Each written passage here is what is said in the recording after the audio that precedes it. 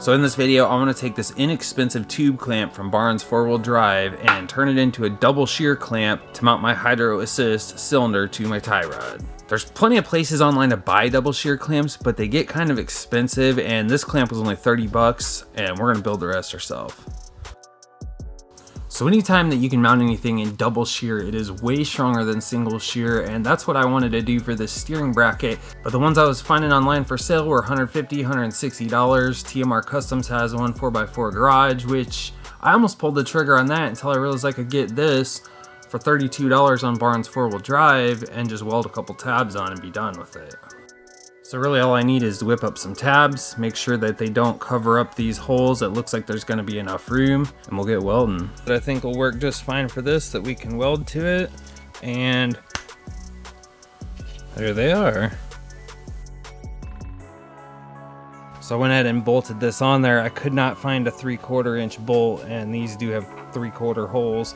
But I found a 5/8 bolt and some 3/4 misalignments. That allows it to be like really snug on there and centered how it's supposed to be. Now you'll notice I've got a copper washer in there. Anytime you're welding two tabs onto something like this, the distortion can open or close them. So that's just giving it a little bit of extra space so that they don't close together and make it too hard to get this in and out of there. So you can also see that's gonna sit on there pretty good, and it's not gonna cover up any of my holes, so I can get the Allen heads to them. So I'm just gonna protect this so that no weld spatter gets on there, and we're gonna tack it on there.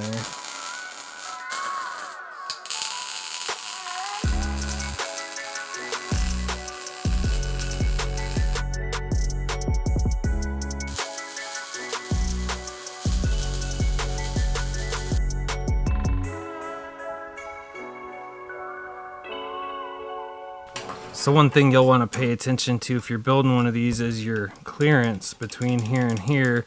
And a lot of times that has to do with the angle that your cylinder is going to be at and stuff like that. You just don't want it touching. I didn't want a huge gap, but I wanted it out a little bit because my cylinder was going to be at quite a bit of an angle. So by making that gap a little bigger, instead of being like that so much, it's a little bit less of an angle. So that's pretty much all there is to it, but we are not done yet. So one more thing I'm gonna do to this is, since there's no knurling on this, which is like a bunch of grooves that come on some of these, so that way when you clamp it down, it can't slide, it bites into the tie rod. I'm gonna drill 3 holes in it.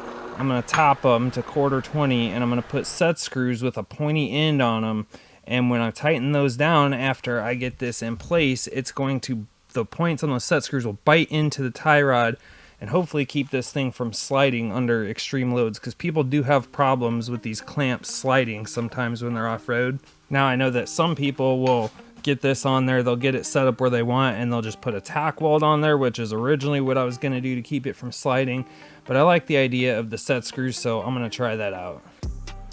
So that's the general idea. I still have to run to the hardware store and get set screws. I'm not going to use this bolt. So one of the last videos, I built this gigantic truss that goes over top of my leaf springs, and right here is where the cylinder is going to mount and come over, because I also did high steer recently, and since it's so far up here, that was kind of part of why I designed it this way.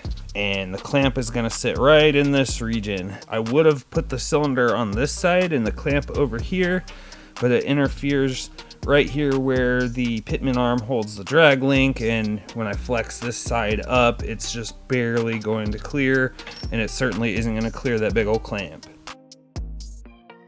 Okay, so that's roughly where it's going. My ram, I'm gonna mount it right in there. And this is steered all the way to the passenger side, so it's gonna clear everything over here. I'll have to rotate this up and down a little bit. If you see, I've got it kind of pointed uphill a little bit so that it matches the level of the ram. I just need to get me some bolts, and then I need to weld these tabs on. So yeah, they're gonna go something like that. So this will actually raise up just a little bit, and it needs to, because the can's touching right there. So it needs to be up a little bit. And that's another reason why I'm glad I can just rotate this upward a little bit. This is an 8-inch ram from Surplus Center. I actually internally limited it, so 6 inches is the maximum stroke. And I actually did a whole separate video on that. I'll link it at the end of this video. It cost me less than $5 to build internal spacers for this. So overall, this thing was super easy to make, and it saved me $110, $120, so it's well worth the effort.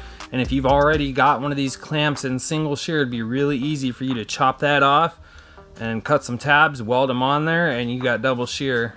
So I just got a new camera, so hopefully this looks nice and crisp for you guys. And if you do want to support the channel, I'm gonna have hats, t-shirts, and some other stuff, and a website that I'm gonna be launching in the near future. In the meantime, if you want to check out Yankum Ropes, Yes Welder, Auxbeam, or Trail Rated Coffee, use the code FLDORD.